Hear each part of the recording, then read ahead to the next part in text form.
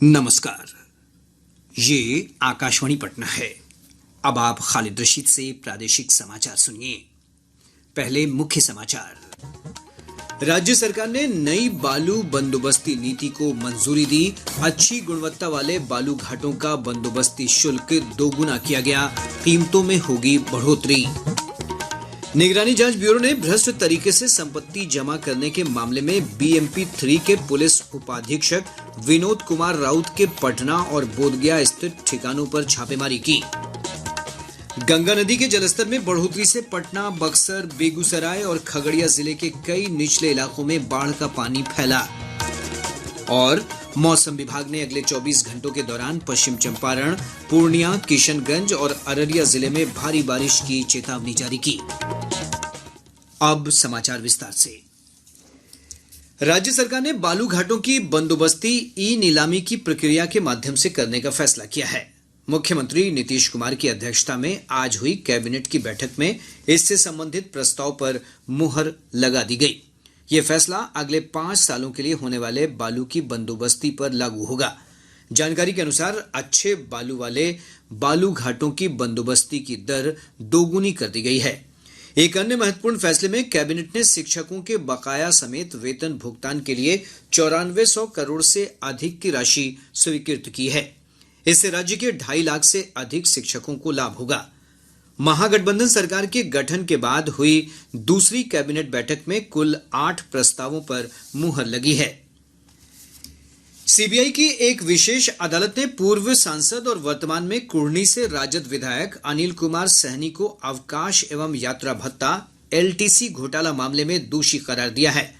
यह मामला 2012 में बिना यात्रा किए ही एयर इंडिया के फर्जी ई टिकट के सहारे यात्रा भत्ता लेने से जुड़ा हुआ है। अदालत ने पूर्व सांसद के तत्कालीन पीए अरविंद तिवारी और एयर इंडिया के एक अधिकारी को भी दोषी करार दिया है। अदालत सजा के बिंदु पर कल सुनवाई करेगी। निगरानी जांच ब्यूरो की टीम ने बिहार विशेष सैन्य पुलिस बीएमपी 3 के पुलिस उपाधीक्षक विनोद कुमार राउत के विभिन्न ठिकानों पर आज छापेमारी की। प्राप्त जानकारी के अनुसार भ्रष्ट तरीके से संपत्ति जमा करने के मामले में पटना के दिनकर चौराहा और राजा बाजार के अशोकपुरी इलाके में ये छापेमारी की गई। इसके अलावा बोधगया में भी ब्यूरो के अधिकारियों की ओर से छापेमारी की गई। तलाशी के दौरान करोड़ रुपए की आचल संपत्ति का खुलासा हुआ है। सुपौल जिले के त्रिवेणीगंज की बीडीओ आशा कुमारी को अवैध वसूली के मामले में निलंबित कर दिया गया है। ग्रामीण विभाग के सचिव बालमुरुगन डी ने निलंबन की कार्रवाई के साथ ही आरोपी बीडीओ के खिलाफ विभागीय कार्रवाई का भी निर्देश दिया है। निलंबन अवधि में बीडीओ आशा कुमारी का मुख्यालय जिला ग्रामीण विकास अभिकरण पूर्णिया होगा। गौरतलब है कि आशा कुमारी का गुड़िया पंचायत के पूर्व मुखिया पति शिवनारायण यादव से अवैध रूप से पैसा लेते हुए वीडियो वायरल हुआ था। भाजपा के वरिष्ठ नेता और केंद्रीय मंत्री फग्गन सिंह कुलस्ते ने मुख्यमंत्री नीतीश कुमार पर एनडीए गठबंधन के साथ विश्वासघात करने का आरोप लगाया है। बेतिया में आज संवाददाताओं से बातचीत करते हुए श्री कुलस्ते ने कहा कि आगामी चुनाव में जनता महागठबंधन के दलों को सबक सिखाएगी। इधर भाजपा के वरिष्ठ नेता और सांसद सुशील कुमार मोदी ने जहानाबाद में कहा कि महागठबंधन की सरकार आपसी मतभेदों के चलते गिर जाएगी। श्री मोदी ने कहा कि राजद और जदयू के गठबंधन के बीच तनाव के संकेत अभी से मिलने लगे हैं। केंद्रीय गृह मंत्री अमित शाह 23 और 24 सितंबर को 2 दिनों के बिहार दौरे पर आएंगे। इस दौरान वे पूर्णिया और किशनगंज में आयोजित विभिन्न कार्यक्रमों में भाग लेंगे। भाजपा मुख्यालय से प्राप्त जानकारी के अनुसार श्री शाह दोनों जिलों में आम सभाओं को संबोधित करने के साथ ही संगठन की बैठकों में शामिल होंगे और कार्यकर्ताओं से मुलाकात करेंगे। राज्य सरकार ने न्यूनतम मजदूरी दर में 15% बढ़ोतरी की घोषणा की है। श्रम विभाग के परामर्श परिषद के निर्णय के अनुसार अकुशल मजदूरों के लिए न्यूनतम मजदूरी 366 रुपए निर्धारित की गई है। वहीं अति कुशल मजदूरों को रोजाना 463 रुपए मिलेंगे। मौसम विभाग ने अगले 24 घंटों के दौरान पश्चिमी चंपारण, अररिया और पूर्णिया में भारी बारिश की चेतावनी जारी की है। मौसम विज्ञान केंद्र पटना के वैज्ञानिक अजीत कुमार सिंह ने बताया कि मानसून की ट्रफ रेखा राज्य के अत्यंत निकट से गुजरने के कारण बारिश की परिस्थितियां बनी हुई हैं। आज का मॉनसून ट्रफ हिमालय की तलहटी से होकर गुजर रहा है। इन मौसमी कारकों के प्रभाव से अगले 24 घंटों में प्रदेश के दक्षिणी भागों के कुछ स्थानों पर एवं उत्तरी भागों के अनेक स्थानों पर आकाशीय बिजली, मेघ गर्जन के साथ हल्की से मध्यम स्तर की वर्षा होने की संभावना है। प्रदेश के पश्चिमी चंपारण, अररिया, किशनगंज और पूर्णिया जिलों के 1-2 स्थानों पर भारी वर्षा होने की चेतावनी है। इधर पिछले 24 घंटों के दौरान किशनगंज के बहादुरगंज में सबसे अधिक 105 मिलीमीटर वर्षा रिकॉर्ड की गई।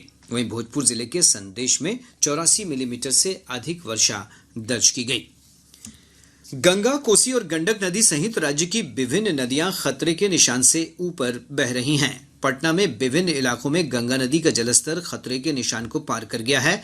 पटना के गांधी घाट में नदी का जलस्तर खतरे के निशान से 90 सेंटीमीटर ऊपर दर्ज किया गया।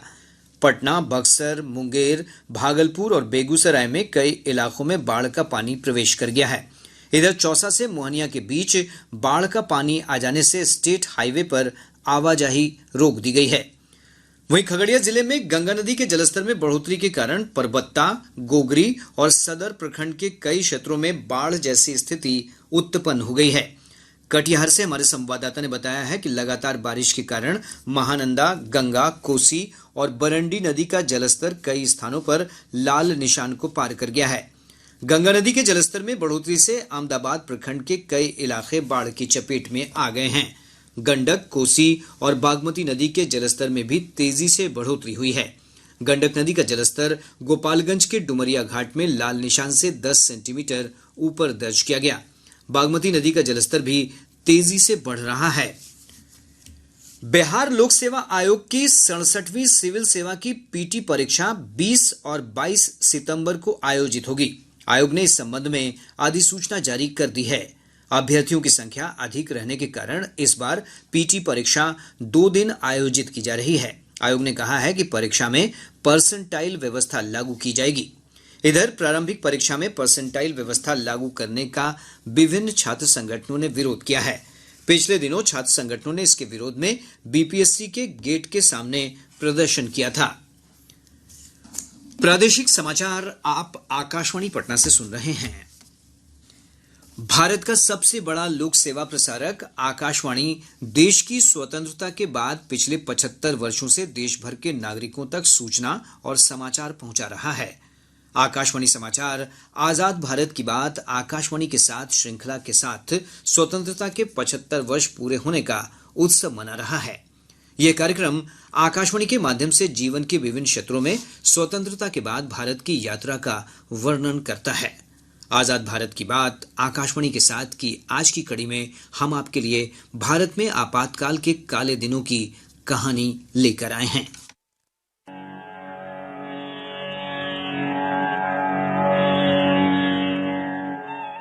आजाद भारत की बात आकाशवाणी के साथ की आज की कड़ी में हम आपके लिए भारत में आपातकाल के काले दिनों की कहानी लेकर आए हैं। वर्ष 1975 में एक महत्वपूर्ण राजनीतिक घटनाक्रम सामने आया। वर्ष 1971 में रायबरेली संसदीय सीट के चुनाव में तत्कालीन प्रधानमंत्री इंदिरा गांधी की जीत के बारे में जांच शुरू की गई। श्रीमती इंदिरा गांधी के विरुद्ध चुनाव लड़ने वाले समाजवादी नेता राज नारायण ने इलाहाबाद उच्च न्यायालय में एक याचिका दायर की थी। इस याचिका में श्रीमती गांधी पर भ्रष्ट आचरण और सरकारी तंत्र का दुरुपयोग कर चुनाव जीतने का आरोप लगाया गया था। 12 जून 1975 को इलाहाबाद उच्च न्यायालय के न्यायमूर्ति जगमोहन लाल सिन्हा ने श्रीमती इंदिरा गांधी के निर्वाचन को अवैध घोषित कर दिया। न्यायमूर्ति जगमोहन लाल ने श्रीमती गांधी को 6 वर्ष के लिए चुनाव लड़ने से भी रोक दिया, लेकिन कांग्रेस पार्टी को श्रीमती गांधी की जगह नया प्रधानमंत्री चुनने के लिए 20 दिन का समय दिया गया। श्रीमती गांधी ने इलाहाबाद उच्च न्यायालय के फैसले के खिलाफ उच्चतम न्यायालय में अपील दायर की।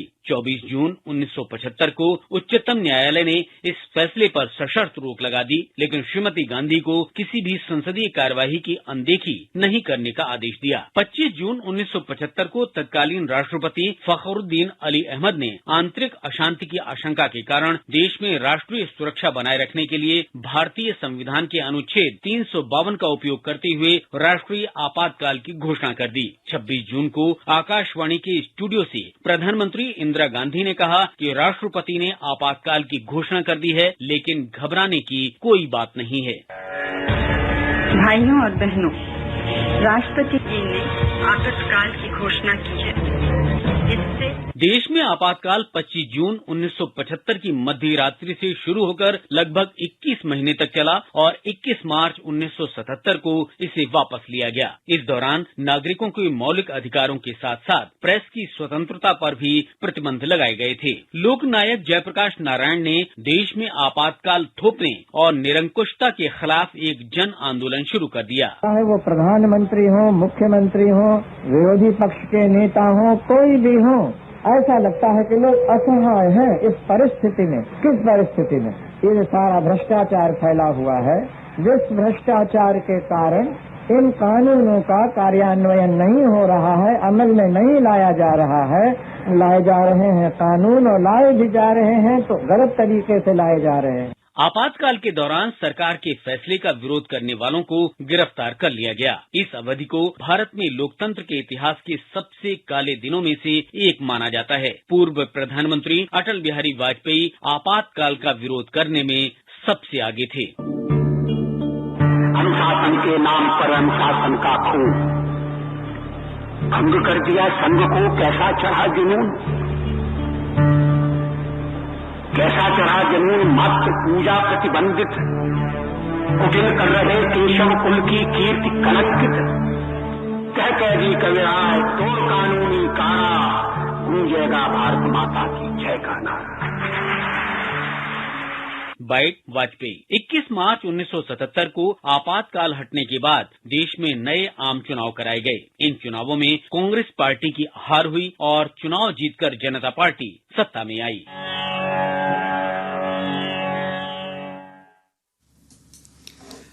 आजाद भारत की बात आकाशवाणी के साथ कार्यक्रम Twitter handle @AIR News Alerts, YouTube channel news on AIR official, news on AIR app, Facebook और इंस्टाग्राम पर सुना जा सकता है। आजाद भारत की बात आकाशवाणी के साथ सुनने के लिए बने रहें आकाशवाणी समाचार के साथ।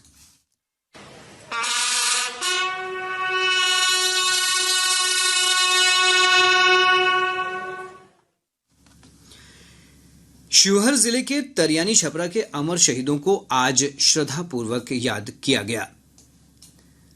आज ही के दिन सन 1942 के भारत छोड़ो आंदोलन के दौरान 10 लोगों ने अंग्रेजों का विरोध करते हुए यहां शहादत दी थी।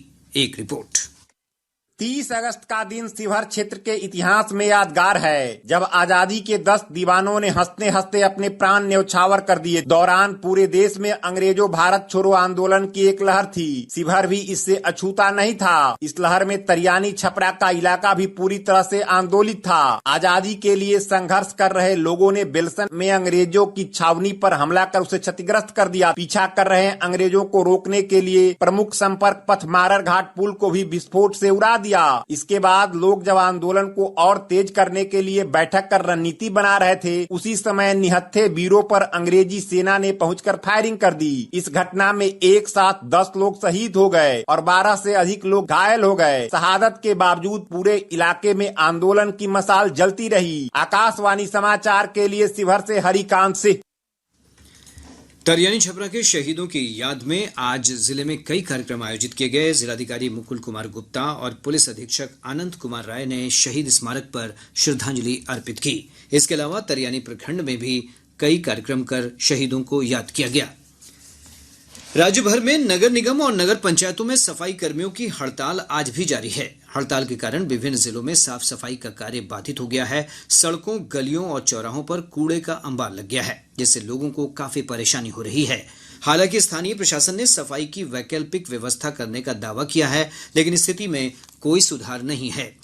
इधर राजधानी पटना में निगम कर्मियों की हड़ताल से शहर की स्वच्छता प्रभावित हो रही है। पटना नगर निगम क्षेत्र के विभिन्न अंचलों में कूड़ा उठाव नहीं होने के कारण जगह जगह कचरे का अंबार लग गया है।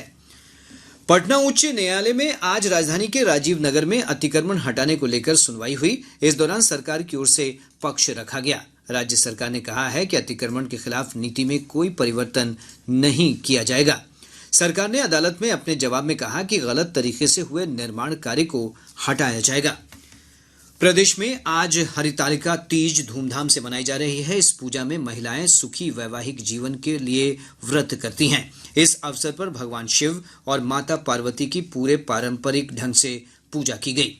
राज्यपाल फागू चौहान, मुख्यमंत्री नीतीश कुमार और उप मुख्यमंत्री तेजस्वी प्रसाद यादव ने तीज के अवसर पर प्रदेशवासियों को शुभकामनाएं दी हैं। और अब अंत में मुख्य समाचार एक बार फिर। राज्य सरकार ने नई बालू बंदोबस्ती नीति को मंजूरी दी। अच्छी गुणवत्ता वाले बालू घाटों का बंदोबस्ती शुल्क 2 गुना किया गया। कीमतों में होगी बढ़ोतरी। निगरानी जांच ब्यूरो ने भ्रष्ट तरीके से संपत्ति जमा करने के मामले में BMP 3 के पुलिस उपाधीक्षक विनोद कुमार राउत के पटना और बोधगया स्थित ठिकानों पर छापेमारी की। गंगा नदी के जलस्तर में बढ़ोतरी से पटना, बक्सर, बेगूसराय और खगड़िया जिले के कई निचले इलाकों में बाढ़ का पानी फैला। और मौसम विभाग ने अगले 24 घंटों के दौरान पश्चिम चंपारण, पूर्णिया, किशनगंज और अररिया जिले में भारी बारिश की चेतावनी जारी की। इसके साथ ही आकाशवाणी पटना से प्रसारित प्रादेशिक समाचार का ये अंक समाप्त हुआ।